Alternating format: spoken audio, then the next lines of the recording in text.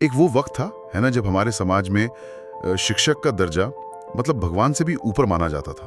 वो श्लोक तो हम सबको याद है, गुरु ब्रह्मा गुरु विष्णु गुरु देवो महेश्वरा। ये सिर्फ शब्द नहीं थे, ये उस सम्मान का प्रतीक थे जो समाज अपने गुरुओं को देता था।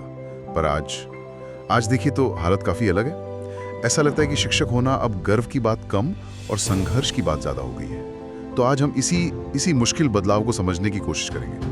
हमारे पास एक काफी विस्तृत स्रोत है जिसका शीर्षक है शिक्षक, सम्मान से संघर्ष तक का सफर। और इसी की रोशनी में हम ये जानने की कोशिश करेंगे कि ये जो टीचिंग प्रोफेशन था, जो कभी इतना प्रतिष्ठित माना जाता था, वो आज क्यों युवाओं को उतना लुभा नहीं रहा है। क्या बदला है, क्या चुनौतियां हैं, समाज का नजरिया क्यों बदला है। चलिए इसी पर गहराई से बात करते हैं। तो सबसे पहले सम्मान में कमी की बात करते हैं। स्रोत में इस पर काफी जोर है। पहले गुरु का पद मतलब सम्मान की गारंटी थी, आज मुश्किलें ज्यादा दिखती हैं। ये फर्क कैसे आया? हाँ, ये बहुत बड़ा बदलाव है और इसके कई पहलू हैं। सम्मान कम हुआ है, ये तो साफ दिखता है। स्रोत भी यही बताता है कि पहले जहाँ छात्र मतलब गुरु के सामने नतमस्तक होते थे, उनके ज्ञान का आदर करते थे, आज स्थिति थोड़ी अलग है।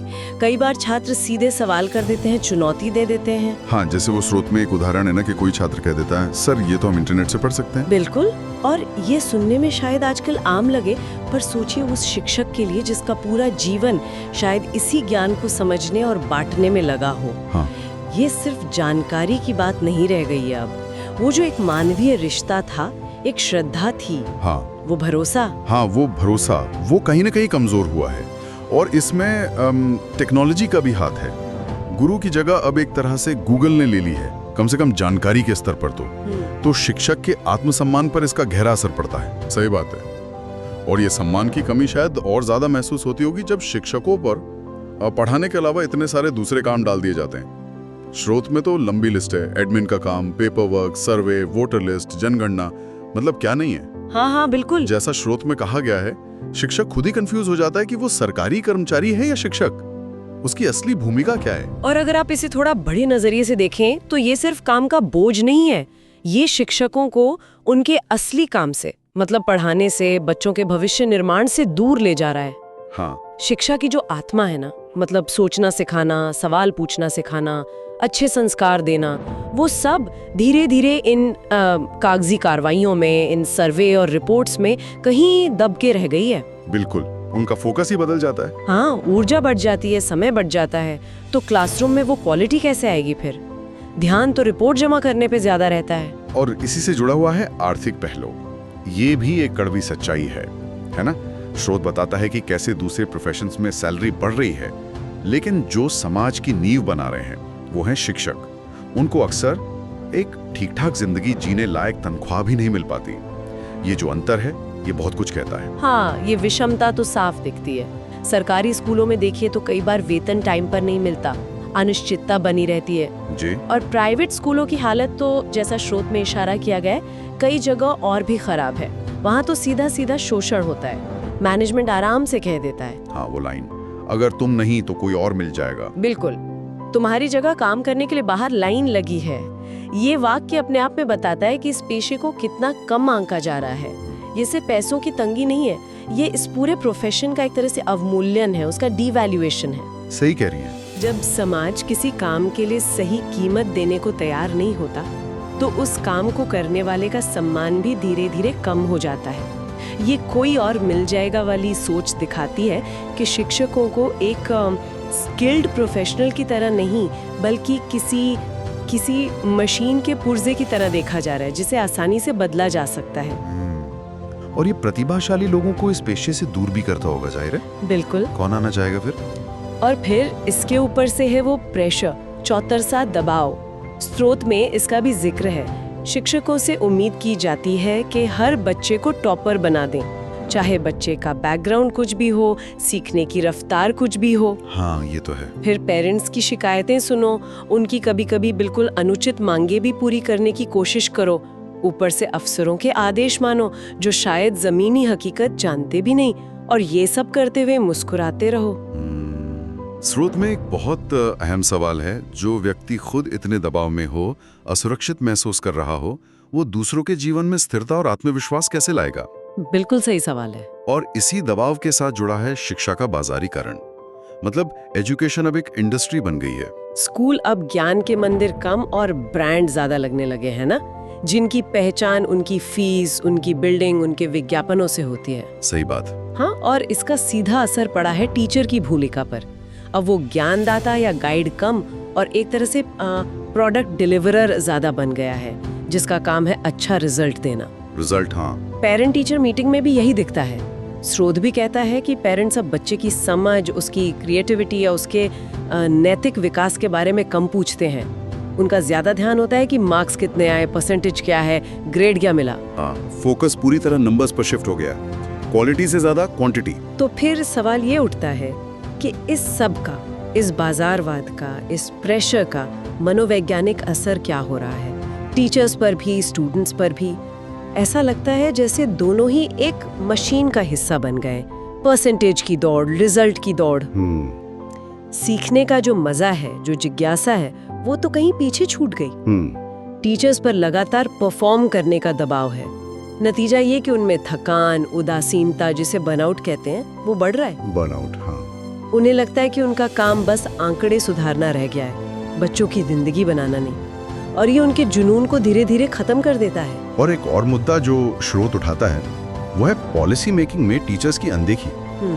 मतलब शिक्षा की नीतियां अक्सर वो लोग बना रहे हैं जिनका शायद क्लासरूम की असलियत से, वहाँ की रोज की चुनौतियों से कोई सीधा वास्ता ही नहीं है। हाँ, ये एक बहुत बड़ी समस्या है।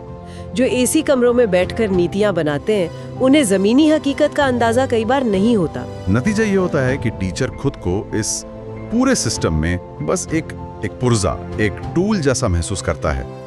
उसे लगता है कि पॉलिसी लागू करने का बोझ तो उस पर है, पर उसे बनाते समय उसके अनुभव को, उसकी मुश्किलों को कोई सुनना ही नहीं चाहता। और ये जो दूरी है ना, पॉलिसी बनाने वालों और लागू करने वालों के बीच, इसके बहुत ठोस नेगेटिव नतीजे होते हैं। जब नीतियां प्रैक्टिकल नहीं होती तो उन्हें लागू करना मुश्किल होता है, और कभी-कभी तो वो शिक्षा के असली मकसद के खिलाफ भी चली जाती हैं। हाँ, इससे शिक्षकों में सिस्टम के प्रति एक तरह का अलगाव, एक निराशा पैदा होती है। उन्हें लगता है कि उनकी कोई सुनता ही नहीं, उनकी एक्सपर्टीज की कोई कद्र ही नहीं है, बस उनसे रिजल्ट चाहिए।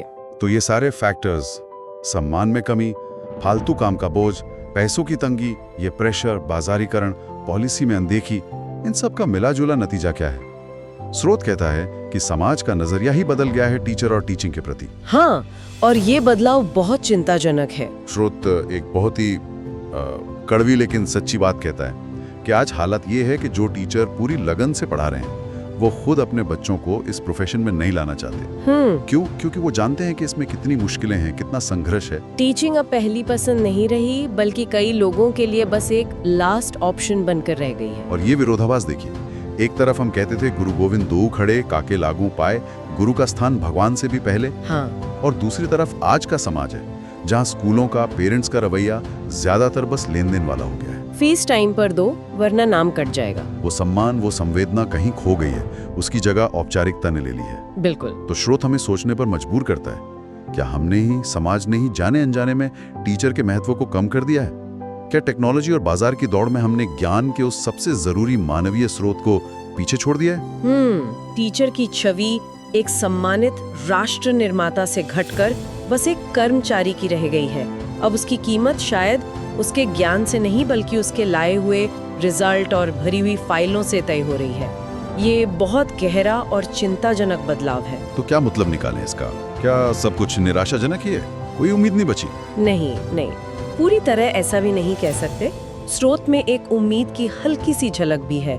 वो याद दिलाता है कि आज भी इतनी मुश्किलों के बावजूद हमारे बीच कुछ ऐसे टीचर्स हैं जो कम सैलरी, कम सम्मान, भारी दबाव के बाद भी पूरे जुनून से पढ़ा रहे हैं। हाँ, ये बात तो है। वो इसे सिर्फ नौकरी नहीं, एक मिशन मानते हैं। वो शायद खुद को उसी महान भारतीय गुरु परंपरा का हिस्सा मानते हैं जिसने हमें तिलक, टैगोर, राधा कृष्णन जैसे शिक्षक दिए। बिल्कुल, ऐसे शिक्षक यकीनन प्रेरणा है। पर चिंता की बात यह है, जैसा स्रोत भी कहता है, कि ऐसे समर्पित शिक्षकों की संख्या घट रही है। और ये कमी सिर्फ एक आंकड़ा नहीं है, ये हमारे समाज के भविष्य के लिए एक बहुत बड़ी चेतावनी है। हाँ, क्योंकि शिक्षक ही तो वो नींव हैं जिस पर कोई भी समाज खड़ा होता है। बिल्कुल।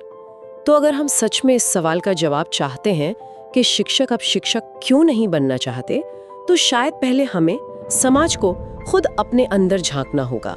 सोचना होगा कि हमने कब और कैसे टीचर को उस ऊंचे आसन से उतारकर बस एक कर्मचारी बना दिया। हमें शिक्षा व्यवस्था में, समाज के नजरिए में वो खोया हुआ सम्मान, वो भरोसा, वो उद्देश्य फिर से लाना होगा।